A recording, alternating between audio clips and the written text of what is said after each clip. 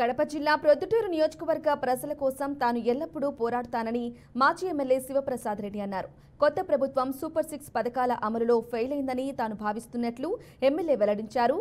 ఇసుక, gutka, land mafia, cricket బుకింగ్లపై తాను ఎల్లప్పుడూ పోరాడుతానని మాజీ ఎమ్మెల్యే శివప్రసాద్ రెడ్డి స్పష్టం చేశారు.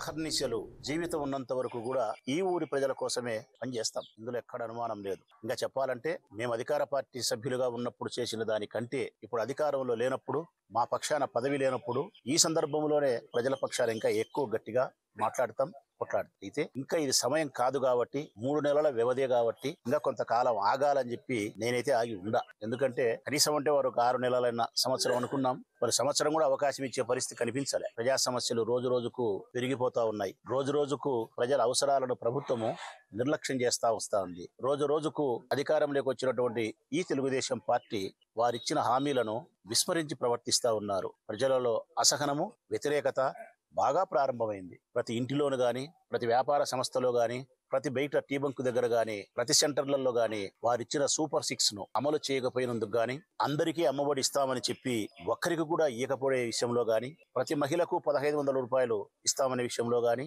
50 సంవత్సరాలు నిండిన వారికి బీసీలకు పెన్షన్ ఇస్తామనే విషయంలో ఇవ్వకపోవడంలో గాని, ఇసుకను ఎక్కువ ధరకు విక్రయించే పరిస్థితి గాని, ఇసుకను అక్రమంగా తరలించే పరిస్థితి గాని, ఒకటేమిటి ఎన్నికలకు ముందు వారు చెప్పిన ఏ హామీలను ఇంకా ప్రజలకు అందించే విషయంలో ఈ ప్రభుత్వం విఫలమైందని చెప్పి ప్రజలు భావిస్తా ఉన్నారు. వ్యతిరేకత ధోరణి ప్రదర్శిస్తా ఉన్నారు. అయితే అది మరింత ఎక్కువ కావాలా? ప్రజలలో ఆ వ్యతిరేకత మరింత ఎక్కువ అయినప్పుడు, వారే బయట వచ్చి ఈ ప్రభుత్వాన్ని విమర్శించినప్పుడు, వ్యతిరేకించగలిగినప్పుడు, వారి పక్షాన నిలబడి ఉద్యమించడానికి ఓ నాయకుడు కావాలి అని ఎప్పుడైతే ప్రజలు ఆశిస్తారో అప్పుడు ఆ ఉద్యమానికి మేము నాయకత్వం వహించడం అన్నది ధర్మము, మా బాధ్యత.